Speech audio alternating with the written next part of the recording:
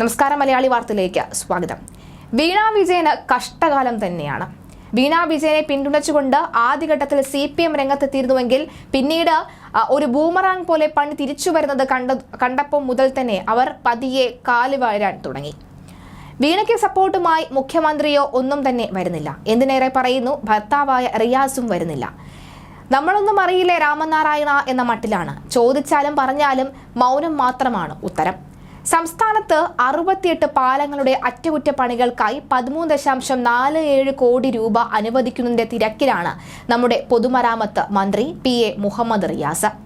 അദ്ദേഹത്തിനോട് ഒന്ന് ചോദിച്ചാൽ, അതായത് പ്രധാനമായും അദ്ദേഹത്തിന്റെ ഭാര്യയുമായി ഉള്ള വിഷയം ചോദിച്ചാലും, ഒരുപക്ഷെ കേസ് ഈ ഒരു ഘട്ടത്തിൽ തന്നെ മുന്നോട്ട് പോവുകയാണെങ്കിൽ അദ്ദേഹത്തിന്റെ രാജിയെ പോലും ബാധിക്കാവുന്ന ഒരു കാര്യത്തെക്കുറിച്ച് ചോദിക്കുമ്പോൾ ഒന്നും അറിയില്ല, മൗനം മാത്രമാണ് അദ്ദേഹത്തിന്റെ കയ്യിലുള്ള ഏക മറുപടി.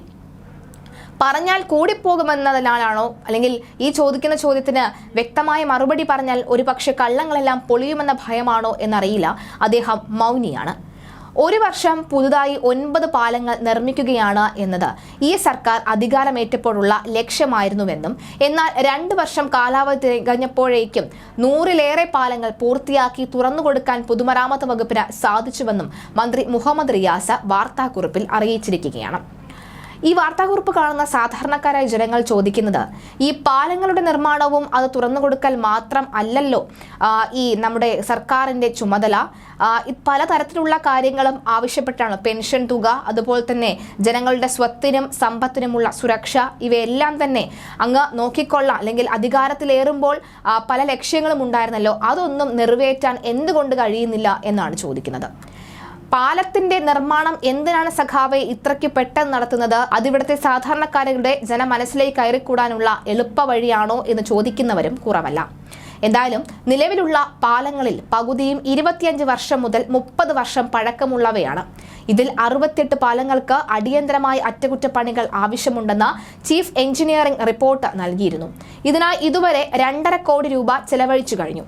ധനകാര്യ വകുപ്പിനോട് പ്രത്യേകം അനുമതി വാങ്ങിയാണ് ഇപ്പോൾ അധിക തുക അനുവദിച്ചിരിക്കുന്നത് എന്നും മന്ത്രി വ്യക്തമാക്കി.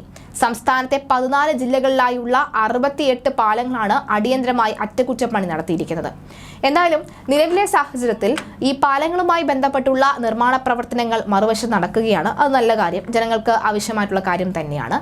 പക്ഷേ അപ്പോഴും ഈ സ്വന്തം വീട്ടിൽ നടക്കുന്ന സംഭവ വികാസങ്ങളെക്കുറിച്ച് ജനം അറിയണമെന്ന് ആഗ്രഹിക്കുന്നതിൽ എന്തെങ്കിലും തെറ്റുണ്ടോ മന്ത്രി സാറേ എന്ന് ചോദിക്കുന്നവരും കുറവല്ല.